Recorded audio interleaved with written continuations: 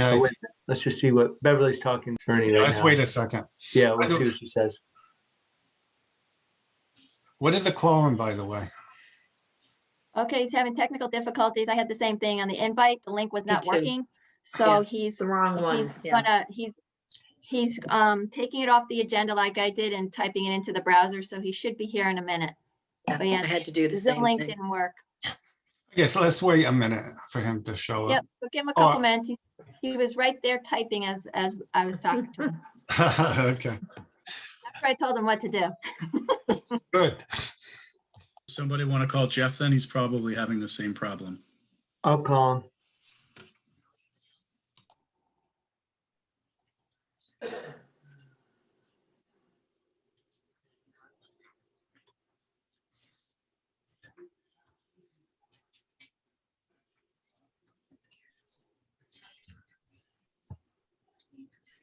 Does anybody have Judy's phone number?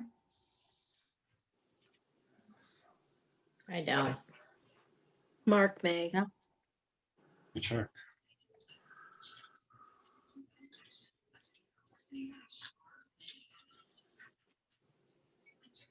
Bev, while we're waiting, I just wanted to note that when the notice went out, the email that Mark sent, it still had Mike Patel and didn't have Lauren on it. So somewhere there's an old list that needs to be updated with emails.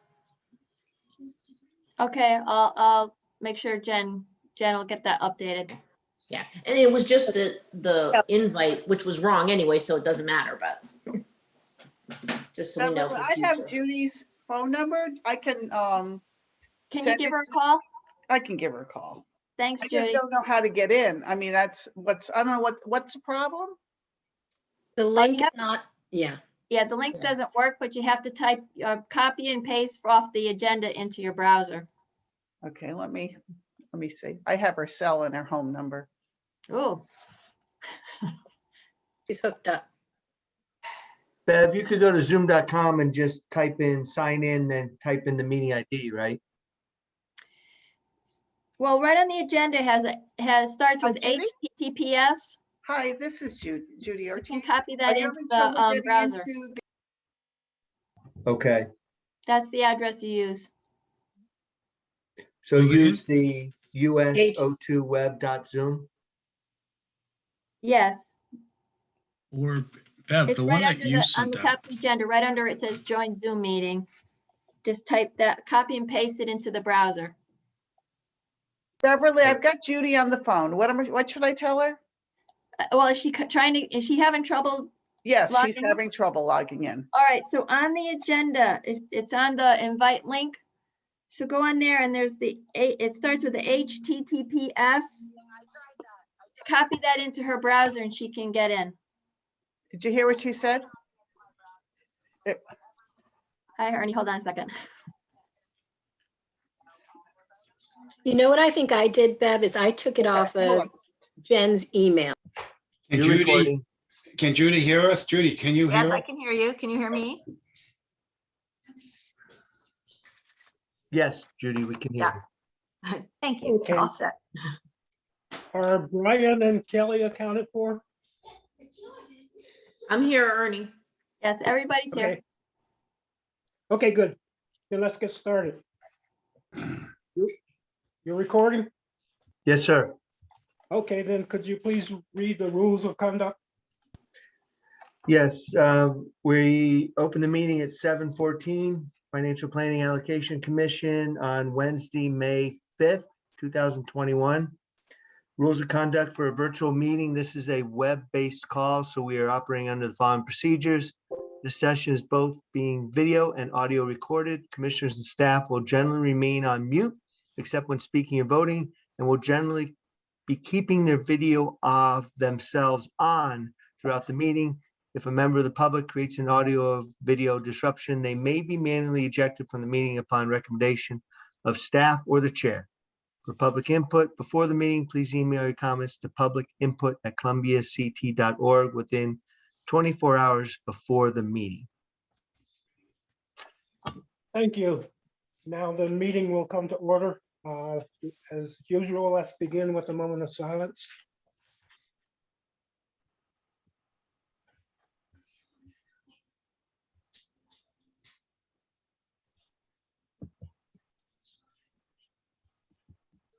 Thank you. Now we can jump right into the budget workshop.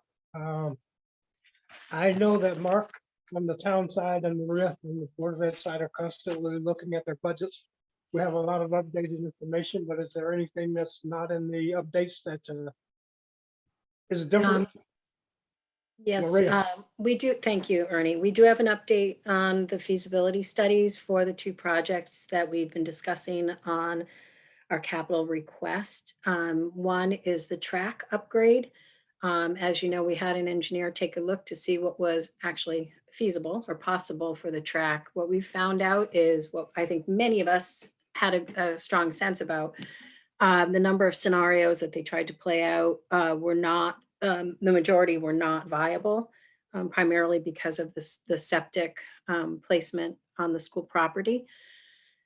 So what we would want to be doing is to just regrade and kind of bring up to good safety and good functioning level the track itself. And then we would want to make an adjustment where we move the long jump to a different location.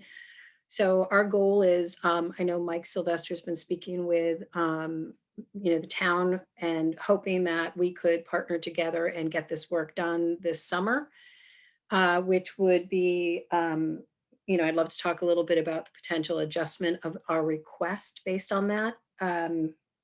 We have at this moment, I think it's about $4,750, Bev, that Yes. would hope to be carried forward. And we'd like to have, the total request in the capital line to move from 25,000 to 35,000. Because we think that with what we're carrying forward and that amount would give us enough to be able to make the upgrades to the track. And, there's like a metal thing that goes around the track that we just want to make sure that that doesn't need to be repaired. So we're asking for a little bit more in there. So it may or may not come up to the full amount, but we think it's very close to what we would need to really bring the track to a very functional level. It's not ideal, it's not, the perfect size, but it will serve the purpose that we need for our students. So I don't know if there were any questions about that before I just talk about the air conditioning. No, so that's plus 10, but originally this project was 100,000 or something like that. Yes, yes, 250. 250. yes.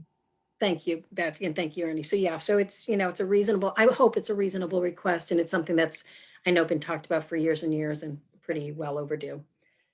In terms of, I'm just gonna change one thing on my screen. In terms of the air conditioning feasibility study, as we expected, it's a pretty complicated process because of the different sections of the building itself. I won't go through all the details unless people want to know the details, but roughly just the first step would be to upgrade the electrical, because before we could do any upgrades of air conditioning in any wings in the school, we would need to upgrade, I think, from the road, there would be trenching, and we would have to, have a new panel installed, and that project just itself would be $451,000.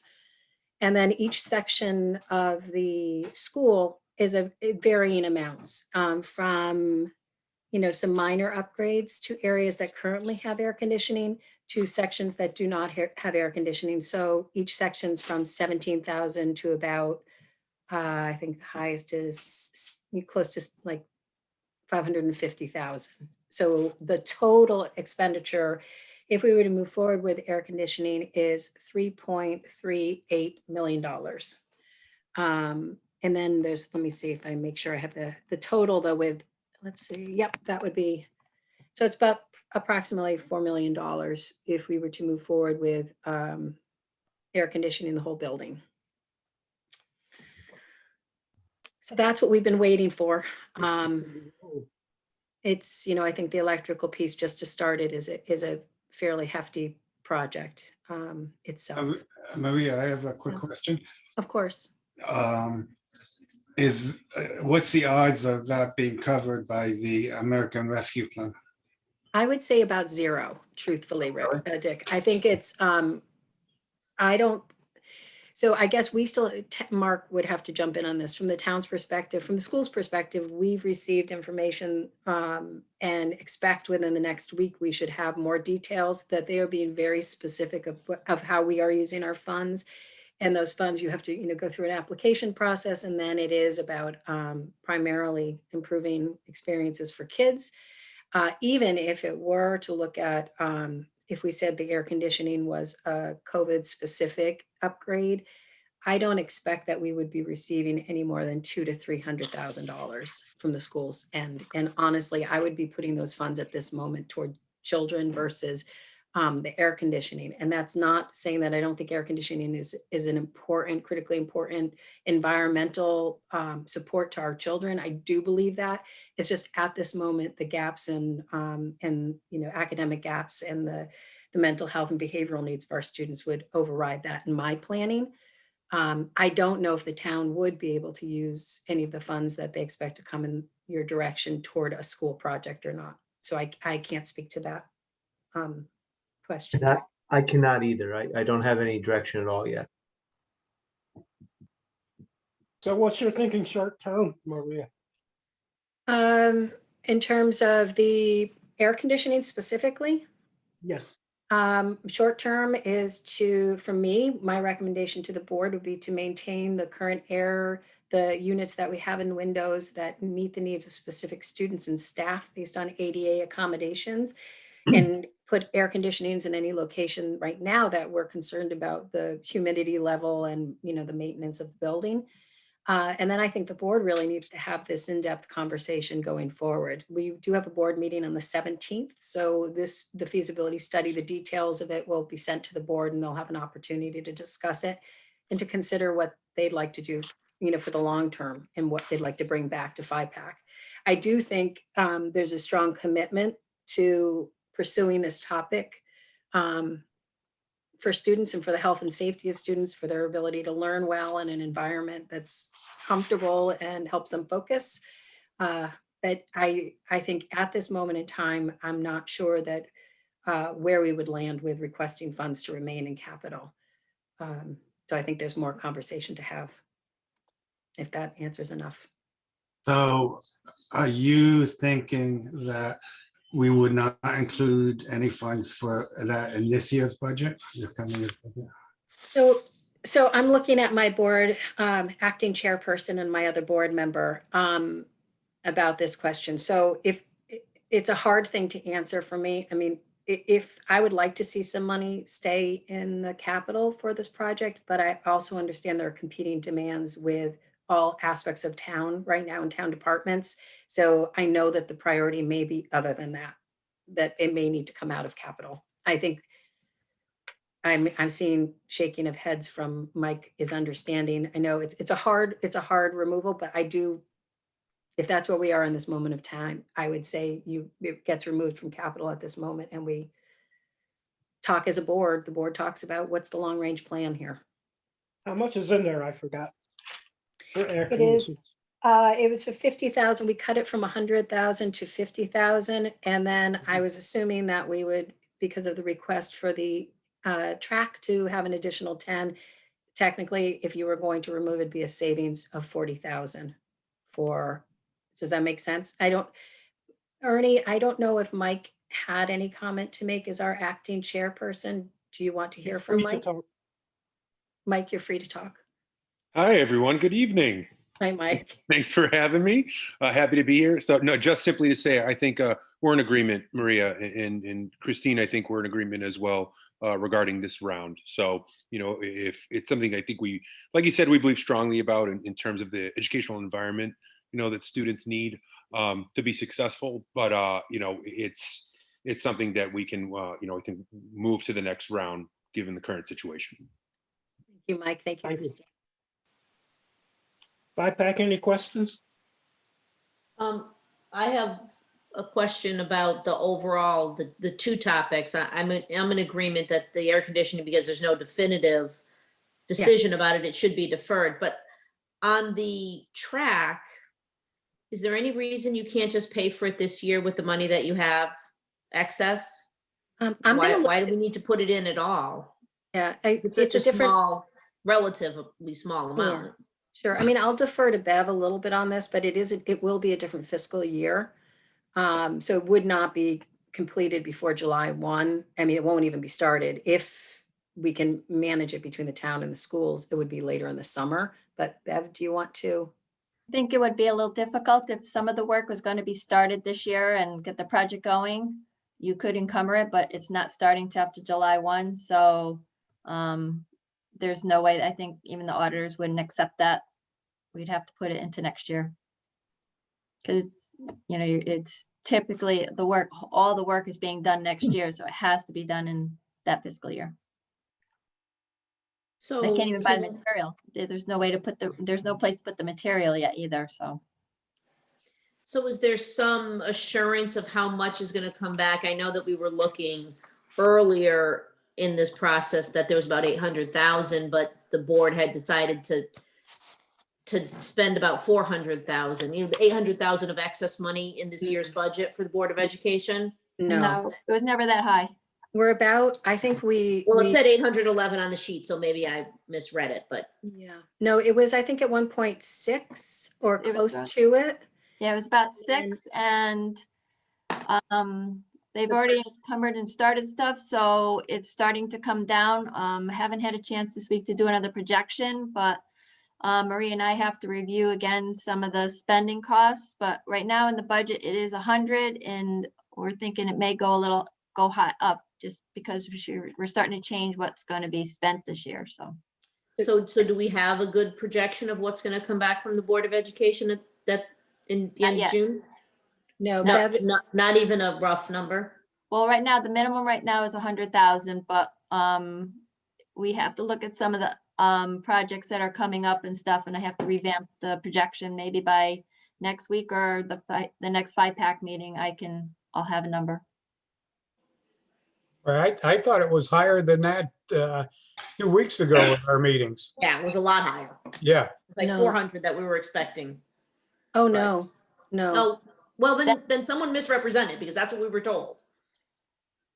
By who?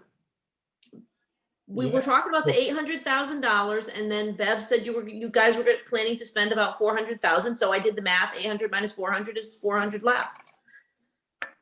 Yeah, I mean, what I can say is it's always been about 500 to 600,000 and Bev had factored in 100,000 in the baseline with Ernie, assuming that would come back. We had, as I referenced at our last meeting, or the meeting before, 2 building projects, 2 capital projects that we removed. One is the countertop project with sinks and the other is the Ceiling tile. Ceiling Thank tile. you. Ceiling tile project. So that between those 2 projects was about $60,000. And the other project was removing from the appropriated budget the devices, the laptops and Chromebooks, which was up to 180,000. So that's what we knew we were going to expend from the 600,000. But Bev is working on an update right now. So we should have that next week. And if there are more funds that we can return, we will absolutely do that. But it's just not there yet. Yeah, I don't remember the 800,000. I'm not sure. I don't remember. I'll look at my old documents. But Maria's still going to tell you we can't promise you any more money at this. Yeah, point. I wish I could. And if I can, I will. I honestly will. I just remove those things from the budget so it wouldn't come in front of you and inflate our initial request. I didn't want to do that. I don't have any Anything other else? questions. Okay. Thank you, Kelly. Anybody else? Okay, back to the budget in general. In our package, there's a little table that shows basically the future capital appropriations, and then has a summary of how we got to where we are today in terms of what's in the budget document. Most of these numbers these are Bev's numbers. They tie back to the supporting documents that we got over the last couple of weeks. So basically, if this is done right, the amount to be raised by taxes, what are we talking about? Produces a mill rate of 30.62. Ernie, I'm sorry, but I'm having a little trouble hearing you. Testing. Thank you. That's better. Sorry. Okay, budget document shows a mill rate of 30.62 before any 5-pack action. I just brainstorm a few options at the bottom. You could take 631,000 from the general fund to reach a mill rate of 0. We talked a little bit about budgeting the use of some ARP money to replace lost revenue. If we do that, that would require less of a withdrawal from the general fund. We could reconsider budget reductions. We got a little bit tonight with the 40,000, or we could increase taxes. So throw the floor wide open to 5-pack. Ernie, can I say a couple things? You can say 3 things, Dick. Okay. I had a long discussion with Mark today, and also I went over all of the documents that were issued. And I mean, one of my goals, as I've said, is to keep our increase in mill rate at 0. So based on what Mark was sharing, where to keep it at 0, we either have to cut $598,000 or take that from the fund balance. Now, Mark, is that accurate? Beverly, do you want to share? Do you have the ability to share what Dick is talking about that might help everybody? Yep, I'm trying to bring it up. Because I'm afraid we might all be looking at different Can you versions see that? of the budget. Can you see that? Yes. Yep. Okay, so the top of this is basically where we're at with the mill rate, 30.55, and without using any fund balance. So I went ahead and made a chart. So if we were, so this is what we need right now without taking into account the 40,000 change for the Board of Ed capital. So right now it's. I'm sorry, Bev, I 500. misunderstood that. You said this includes the 40 or does not No. include the 40? No, but I can add it in right now, so if that helps. Yeah, Maybe work it next. Okay, you have a make it 558. Yeah. Well, let's hold Oh, on a wait second. minute. Can Went the you wrong. hold on a second? Yep, The document, the March 22nd draft had 14,978 amount to be raised by taxes. How do we get to the 14,946? It's about 32,000. Is there another 32,000 adjustment? yeah, that came in your packets. That was the Board of Selectmen. Last week, we reduced, it's in the packet today, $33,200 was taken out basically of the budget. The elderly services, we reduced the gasoline by $5,000. The tax collector removed 500, various departments gave about a couple $1,000. The fire department reviewed their budget with us again, and they removed $23,000 from their appropriation next year. Part of it was for maintenance, building maintenance, which the town should be covering, and the other was to buy some equipment this year instead of putting it into next year's budget appropriation. So that took out 23,000. And then there was a change in, like, the Zega farm budget went down 500. So basically the departments gave back about about $10,000 that we were able to reduce in the town budget. So that's the difference. Okay, Okay. okay. Okay, so what we would need to do is either cut 598 or take that from the fund balance. And my understanding is that if we take 598 from the fund balance, that would leave our fund balance at 18%. Now, I know that I've been involved in town government for almost 20 years now, and I know that we've had a goal of around 15%, which is lower than the 18%, obviously. And we've been actually as low as 7% in our fund balance. So I guess I think both the Board of Selectmen and the Board of Ed has worked hard at cutting a lot of stuff, a lot of the capital projects from the budget. And I'm not sure we can make any more cuts. And I guess what I'm thinking is, and I don't know if we need to decide today, but what I think I would support is taking that 598 from the fund balance and leaving a fund balance at 18%, which actually I think is very, very healthy fund balance.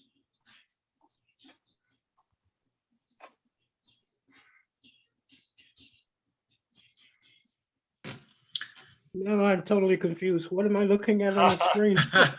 Okay. This is the, I bet, Bev, you know what you're, this is the best one to look at, Ernie.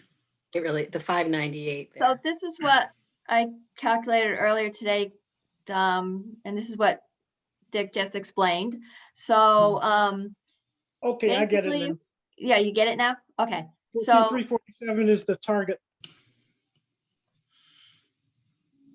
14,347. yes, so yes, if we wanted, that's the target amount to raise by taxes, so, but then we can certainly take out 40,000. Let me fix this.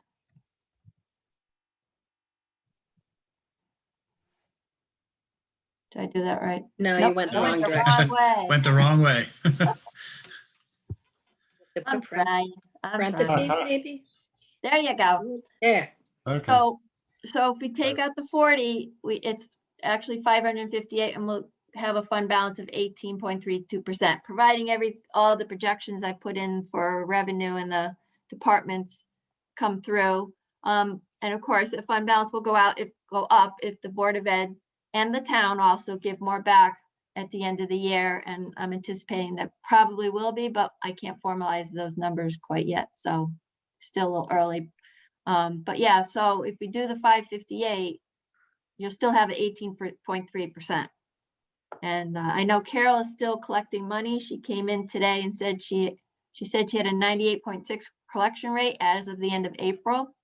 So I think she's going to anticipate a little more coming in. So we're doing fine, and the town permits are coming in higher than expected. And usually each department gives back a little bit too on the town side. So I'm looking at this fund balance may increase once all the numbers come in by the end of the year. So Have a percentage wise of what's 558,361 divided by 49,183. 49,180. Wait, say that again. 558. 361 Yeah, divided by the value of 1 mil, 49,183. this one. Yep. Yeah. 1.14. So if we did all this from the fund balance, we'd be basically taking 1.14 mils out of the fund balance. Which I think the goal was, I think Kelly had mentioned she didn't want to do more than 1 mil. So Well, that's why I wanted to make sure we understand what we're looking at. Yep. So Kelly, you can weigh in if you choose. Well, I mean, I still feel strongly that we shouldn't be going over a mill, especially when we're talking about the possibility of having some large projects. I mean, in the next few years, and I know that as a general rule, we don't need to have a lot of money in our capital, I mean, in our undesignated fund, because we want to keep that, in the 15% range. But when we know that we're planning for big projects, we should be saving for those.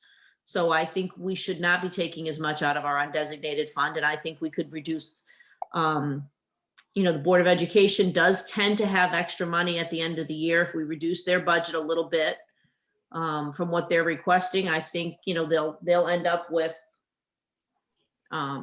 if we go down to the 1%, like if we dropped 110,000, that would be 1 mil, about 489. And then we could take the 1 mil out And I think that would be a fair, allow us to save more in the undesignated fund for the big budget numbers in future years. I have a question, based on what you say, Kelly. Mhm. If the Board of Ed has money left over at the end of the year, I think that's normally tuition money. And doesn't that automatically go back into the general fund? So I'm not sure what difference it would make. If there's money that's left over and it goes into the general fund, then the town decides how to use it. It's like putting money back into the unfunded or the fund balance. Right, but by increasing their budget, we increase the MBR, so next year we'll have to give them the same amount even if they don't need it. So I think if they're gonna, if they have extra, and I know that, as we all do, they make sure that they have a little extra so that they don't lose money, which is, it's typical. That's how I do my own budget at home. You pad it a little bit to make sure that you have enough. But I think we've seen that there typically is a little bit left over at the end of the year. And so if we don't increase them quite as much as they're asking, we reduce their budget by the 110,000. I think that would put us in a pretty good place. And we can't pick and choose which numbers get deducted for them. All we can do is approve a bottom line number. That's why I'm just picking a flat bottom line number, not picking a particular item. I know that, but I think that most of the time, and Maria can maybe address this, but I think most of the time, any significant money left over is simply the tuition money. You think you're saying that? It's not always. There's other monies too. So And they often find other projects to spend money on because they have the extra money. So they do things that they can do, like they're doing with the technology, the 180,000 this year. So there are usually more than what we get back than they need to spend in the budget. And even if it's 500, as they were just saying a few minutes ago, that they may have about an extra 500, but they're going to spend some of that. And so they're only going to have about 100 to give back. There often is a gap there. So I don't think it will hurt them if we reduce the budget a little bit. Well, I'd like to hear from Maria about all of that. Ernie, are you okay for me to speak to it? No. Of course, Maria. I'm happy to not if you'd like. So I know. I can only speak to, my first year, the budget process had begun. I can speak to primarily last year and this year. Last year, the overages were primarily due to transportation, adjustments in placement costs, things that we were not paying for because of COVID. So we had significant overages from that. The same is to be said for this year and I know Bev spoke to that a few meetings ago. We had adjustments in staffing because we hired staff who were at a lower rate of hire. That has been adjusted to actual people in next year's budget. We had a reduction in transportation, sports, after school activities because we did not do that. And that was about 40,000. COVID reimbursement was about 100,000, which could take off some of our current expenses during this year. And our special education tuition cost came down. It's been adjusted to be actuals. And Google moving us from one platform to another didn't occur, which is 40,000. So our overages are known why we were over this year. That is not the case that I expect moving forward. And we have really, I know we say padding, I don't have padding. I mean, it is what it is in those lines right now. So again, if you tell me please to go back and cut, I will cut. But what it will be are the $25,000 for school expenses for the whole school, and then it will be staff because we don't have anything. Bev, I mean, is there anything else? Because insurance, there's not wiggle room any longer. We cut that out. And then it's based on the actual students who are projected in placements. I don't know how to answer that other than and our needs this year because of COVID, Kelly, we have an increased need of mental health provided services for next year. We need to have a different 2 additional sections for 8th grade and for 5th grade based on student needs. Those are not things that I can not have in place, and that is staff. So again, I say that I will, of course, bring to the board and address anything that FIPAC asks us to, but I just need you to know the implication of that. But And I think thought I'm always that- good to come and cut. I'm, you know. Okay, I based on thought what. that was covered by ARP, the additional staffing you said last week. One 2 weeks ago. position is added through the funds, like 1.2 Okay. probably, because it's 101,000 that comes from the ESSER 2 funds. And it's very specific how we have to use it. It's for recovery, loss recovery, and gaps in student achievement. And the money that we'll be getting, hopefully with ESSER 3, might be twice that amount, but it'll be to extend those services for multiple years or to enhance those services. It's not to supplant the budget. So right now I have budgeted what we need to, and it's one increase of one staff member offset by grant funds. So I haven't asked for any additions in this budget. Like there are no new initiatives or additions. It's just rolling over our flat budget and maintaining what we currently have. Actually, Maria's convinced me. It doesn't sound like it makes sense to cut from the Board of Ed budget. And I mean, the other thing is, and I've always felt very strongly about this, I think one of the most important things a community does is educate its kids. And I want to make sure they have adequate resources to do that. Can I make a comment? Go ahead. So essentially, we're talking about $69,000. And, you know, that's really the difference. I mean, we're looking at $69,000 on a $17.8 million budget. So we have it in the bank. We're in decent shape that way. We're not borrowing any money. So to me, it just seems silly to dig our heels in the sand over whether it's 1 mil or 1.14. If the idea is that the money we have to keep in mind for future projects and things of that nature, then I think the proper move is to raise taxes rather than pull from the fund balance, because that would be for future revenues for future projects. I think we're in agreement that we don't want to do that. So, you know, I'd say that keeping it the same and, you know, borrowing the 558 versus 489 seems like a reasonable avenue to go. Anybody else? I have a question. Might be kind of a basic question, but so this is assuming that we're not using any of the ARP funds on this Seems like it. right now. So I'm just wondering why. I mean, if we have them available, I feel like that would be one of the better solutions. Well, let me sort of deal with semantics here. We have assumed we're going to use 355,000 of ARP money because we took those projects off the original budget, and we're assuming that we will do the projects, but do it with ARP money as soon as it's available, or as soon as we have guidelines. So that's what we're assuming, that we're going to spend at least 355,500 next year.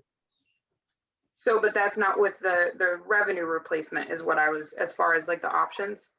Oh, we haven't talked about revenue replacement, Okay. and I'd like to talk about that. Okay. But Yeah. we're assuming we're going to use some ARP money for $355,500 worth of projects. But we sort of danced around the idea of budgeting some revenue replacement by using ARP funds. And if you'd like to hear about that or talk about it now, I'm all ears. I'm for it. I think Yeah. we need to, because we're wasting time talking about expenses when we haven't really got, I think that top line number is not correct if we're going to adjust the revenue. So let's talk about that. What I've been hearing, and I've talked to Mark and other people, we're not going to have that answer. We're not going to have that answer before we have to make decisions on our budget. We're not going to know how No. much. money we're getting. Let me stop you there. You can make a decision on your budget and you can be wrong. What that comes Right. down to, Yeah. Good and point. there's no punishment for being wrong. So find 69K in lost revenue. I think we talked about it last time, Yeah. and we talked about quantifying, and Mark gave us a number that was around, was it 144,000? I thought it was like 41. I That thought it was was, bigger than that because the interest income would have been about 89,000. Is it in the minutes? I don't have the minutes in front of me. I know it got up as high as 200 and something, but then they brought it down for, yeah, I must have misunderstood because I thought we started talking about just lost revenue, not from the interest, but we were just talking about operationally. We were safe with just operationally. Well, see, we never made a decision on what we Yeah, thought. we talked about it. Yeah, we didn't make a decision. We didn't come to an agreement as to what we're comfortable with. 69,000.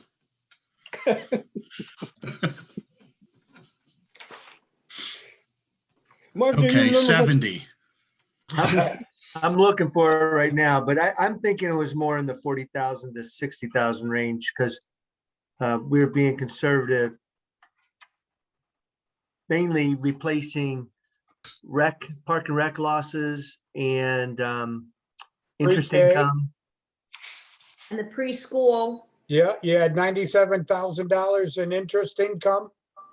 I think you totaled 144,228. That's what I said, 144. Yeah, Yeah, I have 144 also, but I think we backed off of that in that discussion though. I didn't. Okay. So what are we comfortable with or what were we uncomfortable with that made us back off? Does anybody remember? I think it was the interest income, Yeah. whether that would qualify, but I think it should. Well, we don't have any rules, so why would we think we have a rule that disqualifies it? I like the way you think, Ernie. This works.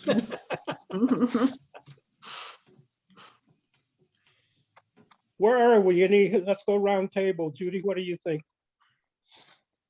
Specifically about revenue replacement? Yeah, Or the, yes, absolutely, we should budget for that. Dick, I agree. that's Brian, Judy, Jeff. yeah, I think, we're going to see that money, so we could budget that way. Kelly, I definitely think at least the 144, yes. Lauren, you started this. What do you think? Yeah, I agree with the 144. Yeah, at least, I think it makes the most sense. Okay, nobody cares what I think, but I agree with you guys.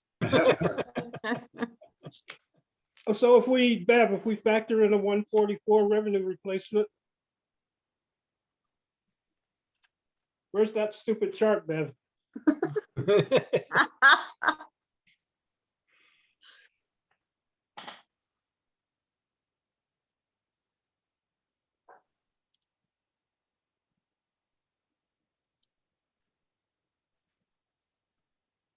I think you went backwards again, didn't you?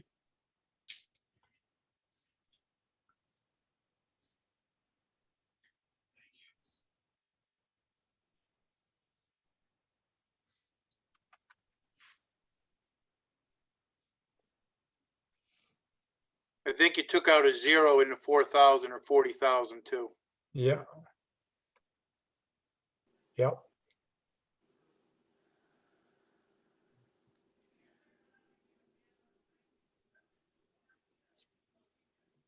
So 414, 361. That sounds right. We were previously thinking it would require 558. So if you take out 144, that's 414.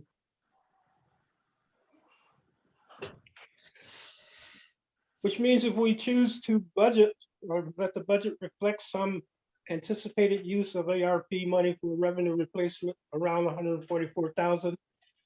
Now, if we wanted to get a zero mill rate increase, that requires 414,000 from the general fund. Is that a position we're all comfortable with? This is tentative. We're not gonna, I don't think we should even vote on this tonight. I think the idea was to have a tentative stance going into the May 12th meeting where we may have more information. And I would not be uncomfortable saying this is our tentative stance. Yeah, I think it's a good, strong position to be in. So it actually brings it, we're gonna use less than a mill, which is nice, which, Kelly's gonna like, and we still have flexibility. Yeah, Kelly will find something else to be unhappy about. I'm still Anybody else? troubled about the Board of Education budget and increasing the MBR. So I still want to get a little bit of history on how much, because Dick said it's only ever been the tuition that comes back, and I don't think that's true. I'd like to see what it historically has been, and understanding that Maria hasn't been here all that long, but I would like to see a little bit of an analysis of that before we make a final decision. But if they don't ever have extra other than tuition, then I could live with the 414. But if there is room within their budget, I would like to talk about reducing it, if that's appropriate. So under would the I. That's why circumstances. I was the one that brought it up in the first place. But the problem I have is there is no longer a normal. You don't know, you can't anchor anything to anything in terms of defining a trend, because the world has been different from year to year to year. So I can't, in the past, I was able to follow trends and bring up specific questions. I can't do that anymore based on the past couple of years' experience. Can I make a comment on that? Sure. So, I mean, I feel like that also speaks to the danger of setting a minimum that might not carry forward and make sense for the future. Isn't that pretty much what? Yeah. Yeah. I mean, if we don't know what the new norm is, I feel like, raising a minimum by a lot could not make sense either. Yeah, I follow what you're saying.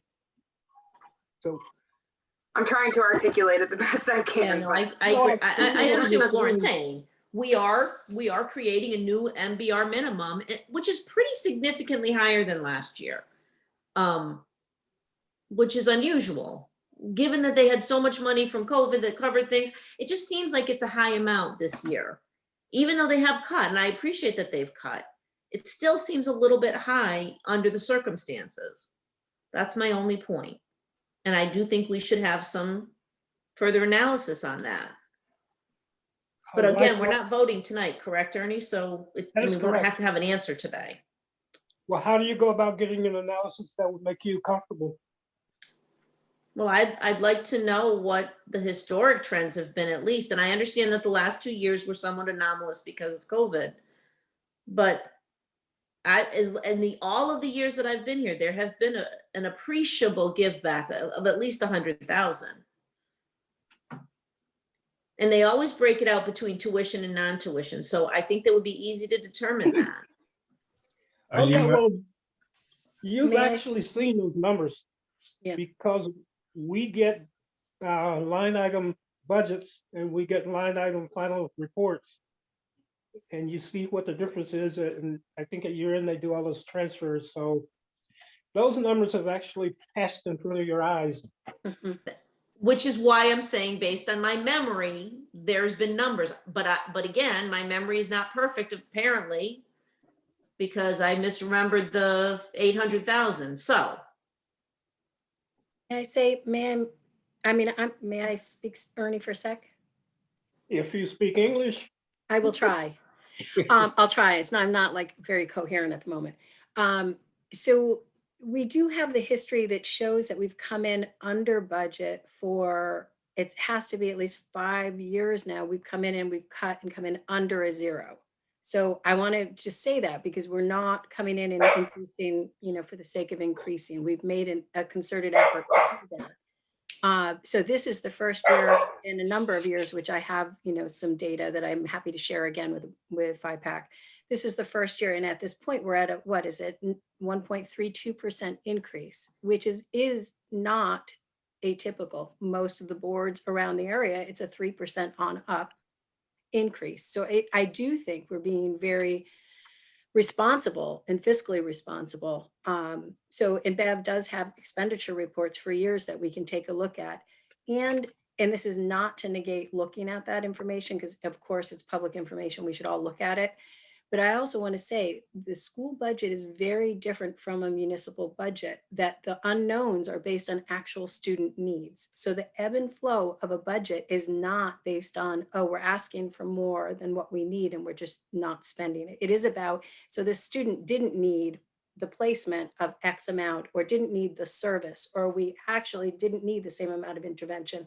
Those, or when we're scheduling, we put a 0.5 or a 0.7 of Spanish. Those ebbs and flows are not something that you can predict necessarily.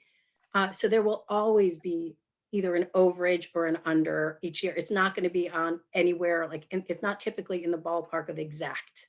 That's why there is typically spending toward the end of the year that I bring I'm like either spending or I'm freezing. A few years ago, it was freezing spending to make sure.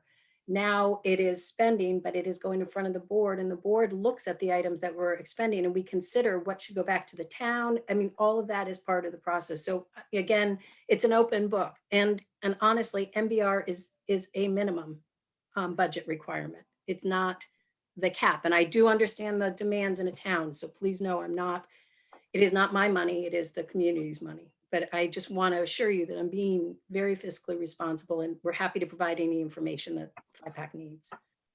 Bev, let me put you on the spot. And I know you don't know the answer to, well, you know the answer to this question,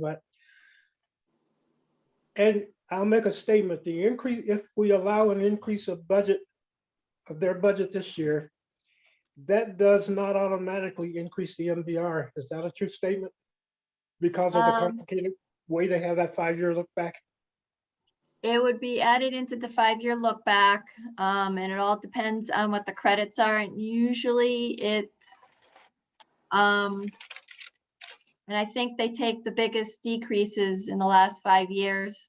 So if it was to increase, eventually this MBR, but the increase would impact MBR in the future. But I think over the last couple of years with the decrease in enrollment, we're still okay. But again, we don't know how they calculate that all either, but. Yeah, that's what I was getting at. That's another one of those unknowns. There is a rule somewhere, but we don't know what it is. We tried. It's not automatically a dollar for dollar increase tied to whatever we do in next year's budget. No, and I think if the board continues a trend of increase in enrollment, that's where we're going to have the minimum budget requirement is going to be a little more firm for us. And I think right now they're keeping it that 5-year trend, and we still do have the credits from a few years that'll help keep that impact low. But eventually it's going to change, if that makes sense to you. But bottom line is, we don't have to panic about if we're concerned about MBR, don't have to panic about any impact next year on next year's MBR, which will give us more time to do what Kelly wants to do, or thinks we should do tons of analysis. I have no problem with that, but we don't have to do it with the next 2 weeks, I guess. No, I can say probably in the last number of years, pretty much the money that has been coming back to the town is pretty much tuition and transportation. There have been some other lines, and that came after year end and once the transfer is done, because some of the projects that were encumbered came in lower. So those lines ended up with a slight surplus. But I'd say the majority of all that is money coming back just because of tuition and transportation. And we have tapped into those lines a little bit because the other lines in the Board of Ed came in a deficit, but we have to cover that. And it came out of the tuition and transportation, but still, even after that, there was still money coming back. Yeah, I guess what I'm trying to do is make Kelly and Lauren comfortable that there's no immediate crisis, but their concerns are legitimate. And we would have time to hammer out how we should go about doing the kind of analysis that Kelly is hinting that we should be doing. Yeah. And I do know and I that- think there's an additional factor that if they give us back the transportation money, how much unbudgeted money do they spend that they don't give back. So it was not budgeted, but it's excess, so they spent it during the year, and it's not transportation, so it doesn't come back. That there's always some random amount that they're doing that with. So Well, I could that's say, even, I don't think just looking at what comes back is the only analysis that we need to understand. I didn't, But- I said we could do analysis. I didn't pinpoint the Yeah. type of analysis or put any limits on it. If you're concerned about that, that can be part, that information is certainly public. That can be part of the research or study or whatever you want to call it. And can I say one more thing, though? In a budget, you're supposed to be allowed to adjust. It's not always cast in stone. And not to throw Mark under the bus, but we have had things that were unbudgeted, and we end up doing transfers to cover them throughout the year. Same thing with the school. They have things that come up that replace what's been budgeted because they find something better, or there's something more priority happens, like it's a repair or curriculum or whatever it is between the town and the school. So the budget is just a guideline. It's nothing cast in stone. So The spending plan. it's a spending plan. And so you're never going to see where, okay, this is exactly what you budgeted and it's going to stay the same. It definitely doesn't happen, at least on the town and the school side. And things do come up, whether it's repairs or extra student comes in or whatever. So you're basically approving spending plans, and then you're allowing the two entities to make adjustments where they feel it's needed. So Right, and it does happen. And Bev, I'm aware of that, but when the town makes an adjustment, it gets approved for the most part by FIPAC. When the school does it, there is no oversight by FIPAC. So that's my only point, is that we're not seeing it. We're giving them a bottom line number, and they could spend it at the casino if they wanted to. Frank, I'm obviously being hyperbolic, but the point is that we don't really know how they're spending it. We don't control that. And Can As I said, mention, we don't though- need to do this analysis tonight, but I think it's something that should be done. Can I mention one thing, though, Ernie? That, Certainly. thank you. So if I make an adjustment in a line based on a student need, by legal regulatory requirements, I do that. If I am expending something that has not been discussed as part of the budget process with the board and it's over $10,000, that approval is going to my board. In the ultimate bottom line, the amount has been approved by FIPAC. You have to have that flexibility to run an organization with the level of budget that we have. So I guess if there are questions, all of that is in minutes, all of that has been discussed publicly, and it's consistent with our policies and based on law. So there's not, we are not spending at the school level outside of the parameters of what's defined by law or board policies. We're just not. If you're making an expense adjusted, the town does select board or FIPAC adjusts. Is that the entity? The Okay. Board of Selectmen has first approval. And then after a certain amount, if it's a transfer, only transfers go to FIPAC. Yeah, and if we're transferring, I think at the end of the year, we ask Ernie if we're having an expense that needs to be adjusted from tuition to, because I remember those conversations at fiscal policy. We have that conversation with Ernie. But I have no authority. I mean, Yeah. the state law wants it that way, that the Board of Exactly. Education has that control. so I'm just trying to Anything reassure. Anything, yeah, you tell me is a courtesy, and I appreciate Yes. that, but Yeah. the law is written that Yeah, that's the way. there's, I want it to be that way with everyone. That's why I've come in under and I've tried to be really transparent with what the school's asking for, because I recognize that there are competing demands in a community, and we are one expenditure for a community that, in a large one compared to the rest of the services in a town. Okay, I think that, not to wave you off, Kelly, but can we put this on the June agenda? And, You mean See if we after the can put budget's some- passed? Sure, Ernie, that's fine. okay. Fine. What else is there? Sounds like we're in a good place to go into a May 12th meeting. I mean, we're down to needing less than $1 million transfer from the general fund, which is a lot lower than in the past couple of years. So is there anything else we need to do tonight? Ernie, this is Mark Walter. Can I confirm that we should do the legal notice for the May 26th public hearing and the June 8th town meeting that the Board of Selectmen set up last night for the annual budget? Is there any reason why we shouldn't? I think we're gonna be in a position to finalize a budget on May 12th. Good, then we'll be fine for a public hearing on May 26th and an annual town meeting on June 8th.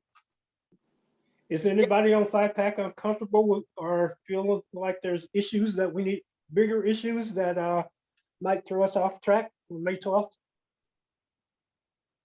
In that case, let's consider that a goal and a reasonable goal that we fully expect to meet. So you can budget the timing and all that. That's on you and Bev and Board of Selectmen.